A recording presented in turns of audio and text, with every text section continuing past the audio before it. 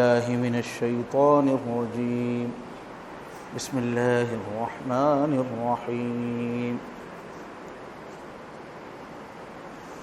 والضحى والليل إذا سجى ما ودعك ربك وما قلى وللآخرة خير لك من الأولى وَلَسَوْفَ يُعْطِيكَ رَبُّكَ فَتَرْضَى أَلَمْ يَجِدْكَ يَتِيمًا فَآوَى وَوَجَدَكَ ضَالًّا فَهَدَى وَوَجَدَكَ عَائِلًا فَأَغْنَى فَأَمَّا الْيَتِيمَ فَلَا تَقْهَرْ وَأَمَّا السَّائِلَ فَلَا تَنْهَرْ فَأَمَّا بِنِعْمَةِ رَبِّكَ فَحَدِّثْ صدق اللہ العظیم۔ شروع کرتا ہوں اللہ کے نام سے جو بڑے مہربان ہیں، نہایت رحیم ہیں، نہایت رحم والے ہیں۔ قسم ہے روز روشن کی اور قسم ہے رات کی جب کہ وہ پوری طرح چھا جائے۔ آپ کے رب نے، آپ کے پالنہار نے نہ تو آپ کو چھوڑا ہے اور نہ تو وہ ناراض ہے، اور ہر بات کا مرحلہ آپ کے لیے پہلے وقت سے زیادہ بہتر ثابت ہوگا، اور عنقریب آپ کا رب آپ کو اتنا دے گا کہ آپ راضی ہو جائیں گے۔ کیا اس نے آپ کو یتیم نہیں پایا؟ پھر اس نے آپ کو ٹھکانہ عطا فرمایا۔ آپ کو بے راہ پایا، پھر اس نے آپ کو راستہ دکھایا۔ اس نے آپ کو نادار پایا اور آپ کو بے نیاز کر دیا، مالدار کر دیا۔ لہٰذا آپ یتیم کو نہ جھڑکیے اور مانگنے والے کو اور یتیم کو آپ نہ دبائیے اور پوچھنے والے کو نہ جھڑکیے، اور اپنے رب کی نعمت کا اظہار کیجیے، بیان کیجیے۔ سورہ الضحیٰ ہے، یہ بتایا گیا تھا کہ کئی بار وحی کا سلسلہ مختلف مصلحتوں سے رکا ہے ابتدائی زمانے میں۔ تو ایک بار جب رکا تو حضور پاک صلی اللہ علیہ وسلم بہت پریشان ہوئے۔ تفصیل آ چکی ہے اس کی، تقریباً سورہ کی تشریح ہو چکی ہے، آخری کے 3 جملوں کا تذکرہ باقی اس کا۔ تو اس میں اللہ کے نبی صلی اللہ علیہ وسلم کو تسلی دی گئی کہ جو وحی رک گئی ہے، نہ تو اللہ تعالیٰ نے آپ کو چھوڑ دیا ہے، وحی کا سلسلہ بند بھی نہیں ہوا، اور اللہ ناراض بھی نہیں ہے، بلکہ جیسے جیسے کام آگے بڑھتا جائے گا بات کا مرحلہ پہلے سے زیادہ آپ کے لیے فتوحات والا ہوگا، کامیابیوں والا ہوگا، اور پھر ایسے ایسے حالات آپ کے آئیں گے، ایسی ایسی نعمتیں ملیں گی کہ آپ بہت خوش ہو جائیں گے۔ پھر بچپن سے آپ کے ساتھ اللہ تعالیٰ کا جو معاملہ ہے وہ یاد دلا کے تسلی دی گئی کہ دیکھیے شروع سے ہی آپ اپنے حالات پر نظر ڈالیے، اللہ کی آپ کے ساتھ رحمت اور شفقت تو ابتدا سے ہے، ہمیشہ سے ہی ہے۔ اب پھر کوئی شک شبے کی ضرورت نہیں ہے کہ اب وہ سلسلہ رک جائے گا۔ تو آپ پیدا ہونے سے پہلے حالت یہ تھی کہ یتیم ہو گئے تھے، والد صاحب گزر گئے تھے، لیکن اللہ تعالیٰ نے آپ کو کبھی بے آسرا رہنے نہیں دیا، ہر وقت بہت عزتوں کے ساتھ آپ کی پرورش کا انتظام فرمایا، اور آپ کے سامنے کوئی راستہ نہیں تھا، زندگی گزارنے کا طریقہ، ہدایت کا علم نہیں تھا۔ اللہ تعالیٰ نے اتنا بڑا کرم کیا کہ دین ہدایت آپ کے اوپر کھول دیا، اور آپ پہلے مفلس تھے، نادار تھے، غریب تھے۔ آپ کو اللہ تعالیٰ نے حضرت خدیجہ سے رشتہ کروا کر اور پھر ایک مشترکہ کاروبار آپ کے ہاتھ سے جاری کروایا، اور اللہ نے آپ کو مالدار کر دیا۔ تو 3 نعمتوں کا بیان ہوا تسلی دینے کے لیے۔ ایک تو بے ٹھکانہ تھے، یتیم تھے، ٹھکانہ دیا اللہ تعالیٰ نے، بے راہ تھے، پھر پورا ہدایت کا علم دیا اللہ نے، اور غریب تھے، دولت اللہ نے عطا فرمائی۔ 3 نعمتوں کا تذکرہ کرنے کے بعد اس کے جواب میں 3 اعمال کا آپ کو حکم دیا گیا۔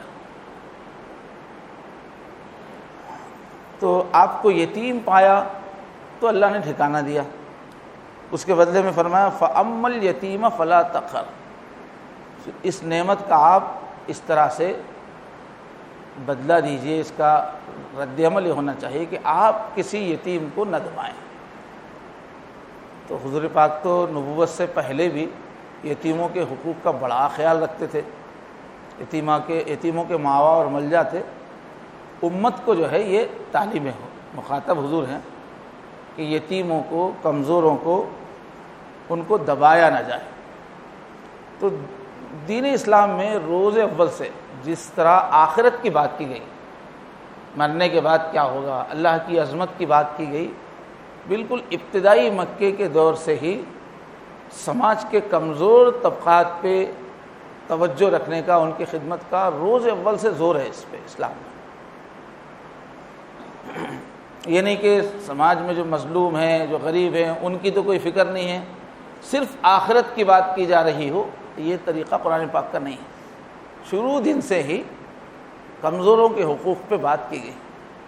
اس میں حکمت یہ ہے کہ جو دعوت آج کی لوگوں کی پریشانیوں کے بارے میں فکر نہیں کرے گی، مرنے کے بعد کی پریشانیوں کی بات کریں گے تو اثر نہیں ہوگا، وہ سماج میں اتنی چلے گی نہیں۔ تو حضور کا بھی تعارف ایسا کروایا گیا نبوت سے پہلے کہ آپ انسانوں کے ہمدرد کے طور پہ پہچانے گئے۔ جب انسانوں کو آپ کی ہمدردی سمجھ میں آئی تو اب آخرت کی فکر دلانے کا کام آپ کو دیا گیا۔ تو معاشرے کے جو مسائل ہیں ان سے کٹ کے چلیں گے، یہ طریقہ حضور کا نہیں ہے، اس قرآن کا نہیں ہے۔ تو بالکل ابتدائی وحیوں سے ہی سماج میں جو کمزور ہے، تو پورے سماج کی ذمہ داری دی گئی ہے کہ کمزوروں کی حفاظت کریں۔ بہرحال لمبا موضوع ہے، پھر کبھی۔ تو اللہ نے آپ کو یتیمی میں خصوصی عنایتوں سے نوازا، تو آپ کیا کریں، آپ بھی یتیموں کا خاص خیال رکھیں، ان کو دبائے نہیں۔ اور دوسری نعمت تھی، راستہ آپ کو معلوم نہیں تھا، اللہ نے آپ کو راستہ سکھایا۔ اس کا شکریہ یہ ہے کہ آپ بھی، کوئی بھی مانگنے والا آئے تو پھر آپ اس کو جھڑکیے مت۔ مانگنے والوں میں دونوں بھی ہے، ایک تو دنیاوی ضروریات جو لے کے آئے، مال مانگے، اس کو مت جھڑکیے، ایک مفہوم یہ ہے۔ دوسرا مفہوم یہ ہے کہ جو بھی آدمی آپ کے پاس کچھ سوال لے کے آئے، مشورے کے لیے آئے اور راستہ علم سیکھنے کے لیے آئے، تو اس کے ساتھ نرمی کا سلوک کیجیے۔ دونوں اس کے مفہوم ہیں۔ لیکن سورہ کا اوپر سے جو تسلسل ہے، وہاں دوسری نعمت بتائی گئی تھی کہ اللہ نے آپ کو راستہ دکھایا، اس کے بدلے میں ہے یہ۔ تو جس طرح آپ کو اللہ نے علم دیا، اب آپ کا کام یہ ہے کہ علم کی طلب جو بھی لے کر آئے، آپ اس کو نرمی کے ساتھ علم سکھائیے۔ تو آیت کی مناسبت سے یہی مفہوم دیا گیا کہ جو بھی دین سیکھنے کے لیے آئے، علم دین کے لیے آئے، تو اس کا اہتمام کرو۔ تو اس پہ مستقل احادیث ہے حضور نے کہ جو بھی علم سیکھنے کے لیے آئے وہ اللہ کا مہمان ہے، اور نرمی سے اس کی بات کو سنایا جائے اور عزت کے ساتھ اس کو جواب دیا جائے۔ مستقل حضور نے اس کے آداب بتائے۔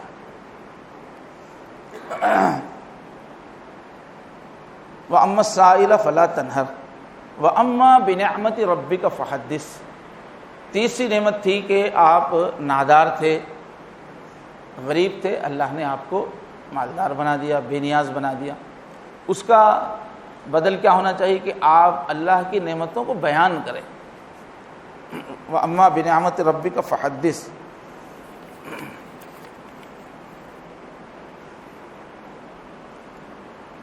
تو چشمے سے پریشانی ہے، یہ ایک خاص سیکھنے کی چیز ہے۔ وَأَمَّا بِنِعْمَةِ رَبِّكَ فَحَدِّثْ، یہی ٹکڑا رہ گیا تھا کہ اللہ تعالیٰ نے جو نعمتیں دی ہیں اس کو بیان کیجیے۔ یعنی فحدث لوگوں کے سامنے اللہ کی نعمتوں کا تذکرہ ہونا چاہیے۔ تو سورہ فاتحہ گزرا، قرآن مجید کی جو پہلی آیت جو ہے وہ اللہ کے شکر کی ترغیب پر ہے، تلقین پر ہے۔ اس دن بتایا گیا کہ دین کا پورا نظام شکر کے جذبے پر ہے، جتنا زیادہ شکر کا جذبہ ہوگا اتنا ہی اللہ کے احکام پہ چلنے کا شوق ہوگا۔ اس لیے قدم قدم پہ اللہ کے شکر کی عادت ڈالی گئی ہے۔ اس کو ذرا تفصیل سے اسی وقت بتایا گیا تھا۔ ایک تو ہے اللہ کے سامنے، ایک یہ ہے کہ اللہ کی نعمتیں لوگوں کے سامنے بیان کرنا جو ہمارے اوپر ہو، اس کی بھی اسلام میں بڑی تلقین ہے اس کی۔ عام طور پہ آج کل دیکھا کیا گیا ہے کہ ناشکری کی عادت زیادہ ہے، پریشانیاں زیادہ بولتے ہیں لوگ اپنے، اور نعمتوں کا زیادہ کیا حالات ہے، کاروبار کیسا ہے، بس چل رہا ہے، گزارے لائق آمدنی چل رہا ہے بولتے ہیں، حالانکہ 10 گھر کو پالنے کی آمدنی ہوتی رہتی۔ تو یہ رویہ بہت غلط ہے، اس سے اللہ سے تعلق کمزور ہو جاتا ہے۔ رویہ ہونا چاہیے کہ کھل کے خوشی سے اللہ کی نعمت کا تذکرہ ہونا چاہیے۔ اگر آپ پوچھیں تو دل کھول کے، میں تو اس قابل نہیں تھا، ماشاءاللہ اللہ نے یہ دیا ہے، یہ دیا ہے، میرے اللہ نے مجھے اچھا رکھا ہے، یہ بہت ضروری ہے۔ اس سے جو ہے اللہ کا قرب بھی ہوتا ہے، نعمت میں اضافہ کرتے ہیں اللہ تعالیٰ۔ جو بھی شکریہ ادا کرے گا، قرآن مجید میں ہے لئن شکرتم لازیدنکم، تم شکریہ ادا کرتے رہو گے تو میں اس میں اضافہ ضرور کروں گا اور بڑھاؤں گا۔ وَلَئِن كَفَرْتُمْ إِنَّ عَذَابِي لَشَدِيدٌ، اگر ناشکری کرو گے تو پھر میری پکڑ سخت ہے۔ تو اللہ کی نعمتوں کا اہتمام سے شکر ادا کرنا چاہیے۔ پھر حضور نے یہ بھی تعلیم دی ہے اسلام میں کہ اللہ ہی کے نہیں، زندگی میں کسی نے بھی تھوڑا سا بھی احسان کیا ہے تو مومن کا کام ہے اس کو محسوس کرے، اسے یاد رکھے، اور جس نے احسان کیا اس کا تذکرہ کرے دوسرے کے سامنے، اور اس کے سامنے بھی اس کا شکریہ ادا کرے۔ یہ سب اسلام کی تعلیمات کے اندر ہے۔ حدیث شریف ہے من لم یشکر الناس لم یشکر اللہ، جو لوگوں کا شکریہ ادا نہیں کرتا وہ اللہ کا بھی شکریہ ادا نہیں کرتا۔ تو ایک خاص قسم کی ہماری تہذیب ہے اسلام کی کہ محسن کو یاد رکھنا، اس کے سامنے بھی اس کا تذکرہ شکریہ ادا کرنا، اور دوسروں کے سامنے۔ اچھا، احسان کرنے والوں کو یہ سکھایا گیا کہ تم شکریہ کے لیے احسان مت کرو، اللہ کے لیے کرو۔ اس کو تو یہ سکھایا گیا کہ تم احسان، سامنے والا تعریف کرتا ہے کہ نہیں کرتا ہے، تم اس کا انتظار مت کرو، تم اس کی طلب بھی مت رکھو، تم اللہ کے لیے کرو۔ لیکن جس پر احسان ہو رہا ہے اس کو یہ نہیں سکھایا گیا، اس کو یہ سکھایا گیا کہ جو بھی احسان کرے تم پر، اس کے سامنے اس کا اقرار کرو، اظہار کرو، اس کی تعریف کرو، فرمایا۔ تو یہ سوسائٹی میں ہونے سے کیا ہوتا ہے کہ محتاجوں اور ضرورت پوری کرنے والوں میں تال میل اچھا بنتا ہے، اور اپنے محسنوں کو یاد کرنے سے بڑی ترقی ہوتی ہے۔ جس نے بھی کسی ادارے سے فیض اٹھایا، کسی شخصیت سے فیض اٹھایا، اس سے زندگی بھر اچھا تعلق رکھتا ہے، تو تجربہ یہ ہے کہ اس نعمت سے لوگوں کو فائدہ پہنچتا ہے۔ جیسے اللہ نے اپنے بارے میں فرمایا کہ تم میرا شکریہ ادا کرو گے تو میں اضافہ کروں گا۔ علماء کرام نے اس کی وضاحت کی ہے کہ آپ جس سے آپ نے استفادہ کیا اس سے اچھا تعلق رکھیں گے تو اس لائن کی آپ کی صلاحیت سے نفع ہوگا، اور آپ شکریہ ادا نہیں کریں گے اپنے محسن کا تو وہ نعمت کا فائدہ ظاہر نہیں ہوگا۔ تو اپنے محسنوں سے تعلق رکھنا چاہیے، اس میں بڑی برکت ہے۔ وَأَمَّا بِنِعْمَتِ رَبِّكَ فَحَدِّثْ۔ تو حدیث شریف ہے کہ محسن کے احسان کا بدلہ دو۔ حدیث شریف میں ہے، بغوی جابر بن عبداللہ سے روایت ہے، فرمایا اگر تمہارے اندر سکت ہے، اس وقت موقع ایسا ہے کہ لوگوں کے سامنے اس کی تعریف کر سکتے ہو تو اس کی تعریف کرو۔ فرمایا جس نے ہم پر احسان کیا اس کا لوگوں کے سامنے تذکرہ ہونا چاہیے۔ بعض لوگ جو ہے خاموشی سے دبا جاتے ہیں، احسان کرنے والے کا احسان لیتے ہیں اور خاموش ہو جاتے ہیں ایک دم۔ ایسا نہیں ہے رویہ، لوگوں کے سامنے، حدیث شریف ہے، لوگوں کے سامنے اس کی تعریف کرو۔ اور فرمایا جس نے اس کی تعریف کی اس نے اس احسان کا حق ادا کر دیا، فرماتے ہیں۔ اور فقہا کہتے ہیں کہ اللہ کی ہر نعمت کا شکر ادا کرنا واجب ہے، فرماتے ہیں، فقہی اعتبار سے واجب ہے۔ اور مالی جو نعمتیں ہیں پھر اس کا پریکٹیکل بھی شکریہ ہے۔ پیسہ اللہ نے دیا ہے تو اس کا عملی شکریہ یہ ہے کہ اخلاص کے ساتھ صرف اللہ کے لیے پیسہ خرچ کرے، صرف زبانی شکر سے پورا مکمل شکر نہیں ہوتا، اللہ کے راستے میں خرچ کریں۔ ایسی بدن کی نعمت ہے، اللہ نے صحت دی ہے، اس پہ اللہ کا زبانی بھی شکر ہونا چاہیے، اور پھر اپنی جسمانی طاقت کو اللہ کے حکموں کو پورا کرنے میں، دین کی خدمت میں لگانا، اس کا شکریہ۔ ایسی علم کی اگر اللہ نے نعمت دی ہے، صلاحیتیں کوئی بھی لین کی صلاحیت دی ہے اللہ نے، اس کا شکریہ یہ ہے کہ دوسروں کو اس سے فائدہ پہنچائے۔ علم ہے تو دوسروں کو سکھائے، اور کوئی صلاحیت اللہ نے دی ہے تو انسانوں کو فائدہ پہنچائے، یہ عملی شکریہ ہے، یہ علماء نے فقہ نے لکھا۔ اور ایک چیز ہے یہاں سے، یہ جو قرآن مجید کی ترتیب ہے، سورہ والضحیٰ سے لے کر اب آخر تک جتنی بھی صورتیں ہیں، حضور پاک صلی اللہ علیہ وسلم کی سنت یہ ہے کہ یہ سورت جب بھی تلاوت کی جائے تو اس سے پہلے یا اس کے بعد میں اللہ کی بڑائی بیان کی جائے، لا الہ الا اللہ واللہ اکبر کہنا چاہیے، یا تو پہلے یا بعد میں۔ ان سوروں کے یہاں سے آخر تک کے اس میں آداب ہے۔ اور ایک یہاں سے آخر تک جو صورتیں ہیں اس کا ایک پہلو یہ ہے کہ ان صورتوں میں اکثر حضور پاک صلی اللہ علیہ وسلم پر جو اللہ کے انعامات ہوئے ہیں، مخصوص انعامات، اور حضور کے جو فضائل ہیں ان کی طرف اشارہ ہے آخر کی صورتوں میں۔ گویا قرآن مجید کی جو شروعات ہوئی ہے الحمدللہ رب العالمین سے، وہ اللہ کی نعمتوں اور اللہ کی بڑائی سے شروع ہوئی ہے، اور قرآن جو ختم ہوتا ہے تو آخری جو صورتیں ہیں وہ حضور کی عظمت پر ہے۔